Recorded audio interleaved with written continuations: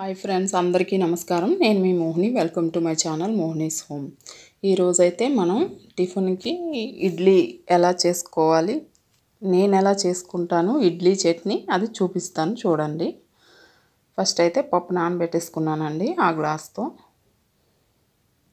2 గ్లాసులు నానబెట్టుకున్నాను. మార్నింగ్ నానబెట్టేసాను ఒక 6 అవర్స్ అలాగా. ఈవినింగ్ ఇలా పప్పు శుభ్రంగా కడిగేసుకొని రుబ్బు వేసుకుంటున్నాను గ్రైండర్లో.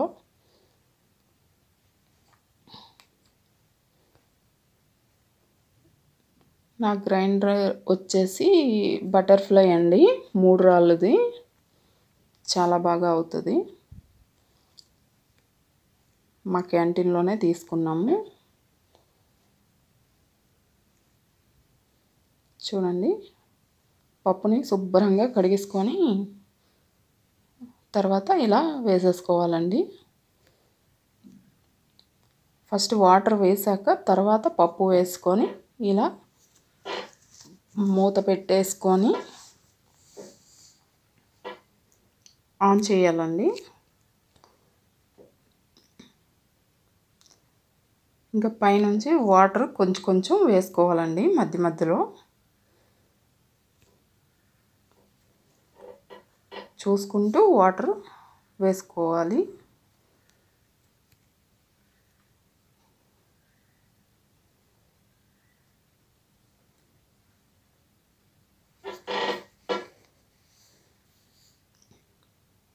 చక్కగా ఇలా వాటర్ వేసేసాక లిడ్ పెట్టేసుకోవాలి, మూత. అది అలా తిరుగుతూ ఉంటుంది. కాసేపు అయ్యాక మనం చెక్ చేసుకోవాలి మెత్తగా అయిందా లేదా అనేసి. పప్పులాగా ఉండిపోతుంది కదండి సైడ్ని, అది మనం చేత్తో ఇలా చేస్తుంటే చక్కగా మెత్తగా నలిగిపోతుంది. మధ్య మధ్యలో వాటర్ వేస్తూ ఇలా చక్కగా రుబ్బుకోవాలి.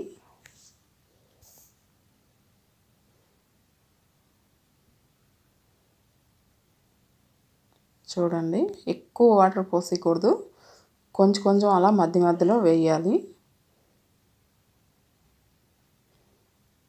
ఇలా మెత్తగా రుబ్బుకోవడం వల్ల ఇడ్లీలు అయితే చాలా మెత్తగా వస్తాయండి, స్మూత్గా. చూడండి, ఈలోపు నూకైతే నానబెట్టేసుకుంటున్నాను. ఇదే గ్లాస్తో 2 గ్లాసులు పప్పు వేసుకున్నాను కదండి, ఇదే గ్లాస్తో 8 గ్లాసులు నూకైతే నానబెట్టుకుంటానండి నేను. 1 గ్లాస్ పప్పుకి 4 గ్లాసులు నూక వేసుకుంటాను నేను. చాలా బాగా వస్తాయి అలాగైతే. చక్కగా నూక కడిగేసి నానబెట్టేసుకున్నాను. ఒక 2-3 సార్లు నూకని కడిగేసి చక్కగా నానబెట్టేసుకున్నామంటే ఈ రుబ్బు అయ్యేలోపు నూక కూడా నానిపోతుంది. రుబ్బులో చక్కగా మనం కలిపేసుకోవచ్చు. చూడండి, మధ్య మధ్యలో ఇలా మూత తీసేసి రుబ్బు మెత్తగా అయిందా లేదా అనేసి, మనకు కావలసినట్టుగా అవుతుందా లేదా అని చెక్ చేసుకోవాలి. చూడండి, మెత్తగా అయిపోయింది. ఇంకా తీసేసుకుంటున్నాను బౌల్లోకి. నూక కడిగేసి పెట్టుకున్నాను కదండి, ఇప్పుడు చక్కగా ఇందులోకి వేసేసుకుంటాను.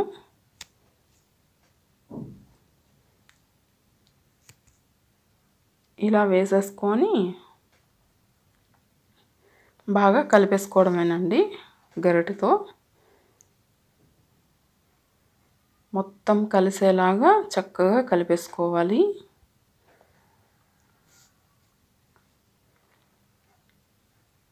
చూడండి, బాగా మిక్స్ చేసేయాలండి.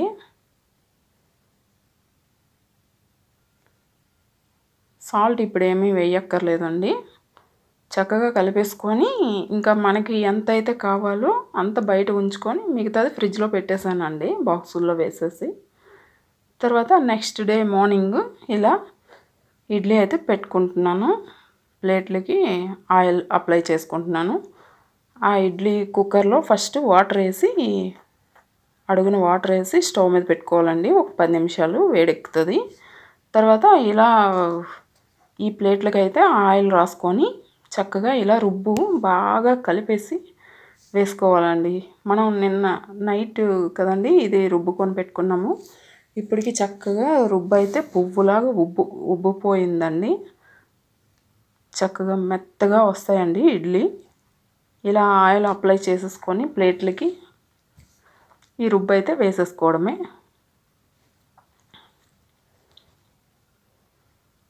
నీళ్ళు వేడెక్కిపోయాక ఒక్క 10 నిమిషాల పాటే వేడెక్కాక ఇలా పెట్టేసుకోవాలండి. నావైతే 6 ప్లేట్లండి. 6ంటికి 4 చొప్పున 24 అయితే ఇడ్లీ అయిపోతాయండి ఒక్కసారి. ఇంకా పెట్టేశాక అది విజిల్ వచ్చే వరకు అయిపోద్ది చక్కగా. ఇప్పుడైతే చట్నీ కోసం శనగపలుకులు అయితే వేయించుకుంటున్నాను. తర్వాత మిక్సీ గిన్నెలోకి ఈ వేయించిన పప్పు వేసుకుంటున్నానండి. ఒక 4 స్పూన్లు అలాగా. తర్వాత కొబ్బరి కూర అండి, ఎండు కొబ్బరి కూర. అది కూడా ఒక 1-2 స్పూన్స్ వేసుకుంటాను. మన ఇష్టం, మనకి ఎంత కావాలంటే అంత వేసుకోవచ్చు. తర్వాత ఈ శనగపలుకులు ఫ్రై అయిపోయాయి కదండి, చల్లగా అయిపోయాయి. చల్లగా అయ్యాకే మిక్సీలో వేసుకోవాలండి. ఇప్పుడు కరివేపాకు కొంచెం వేస్తున్నానండి, పచ్చిదే. పచ్చిమిరపకాయలు కూడా శుభ్రంగా కడిగేసుకొని కరివేపాకు పచ్చిమిరపకాయలు అన్నీ వేసేసుకోవాలండి. అల్లం కూడా, చిన్న చింతపండు కూడా వేసుకోవాలండి. వెల్లుల్లిపాయలు కూడా ఒక 4-5 వేసుకోవాలి. ఇవన్నీ వేసుకున్నాక నా దగ్గర ధనియాల పౌడర్ అయితే చేసి పెట్టుకుంటాను కదా, అదొక 2 స్పూన్లు వేసుకున్నాను. లేకపోతే ధనియాలైనా ఫ్రై చేసి వేసేయచ్చండి మిక్సీలో ఇలా. చక్కగా ఇప్పుడు సాల్ట్ కూడా వేసేసుకొని మిక్సీ అయితే పట్టేసుకున్నాను. ఇప్పుడు చట్నీ తాలింపు కోసం కడాయి పెట్టుకొని ఆయిల్ వేసుకుంటున్నాను. ఇలా ఆయిల్ వేసుకొని ఫస్ట్ అయితే జీలకర్ర వేసుకున్నాను. తర్వాత ఆవాలు వేసుకున్నాను. తర్వాత కరివేపాకు, ఎండుమిర్చి, ఒక 4-5 ఎండుమిర్చి అండి. ఇలా ముక్కలు చేసేసుకొని వేసేసుకోవాలి. చేత్తోనే తుంచేసి వేసేసుకోవడమే ఎండుమిర్చి.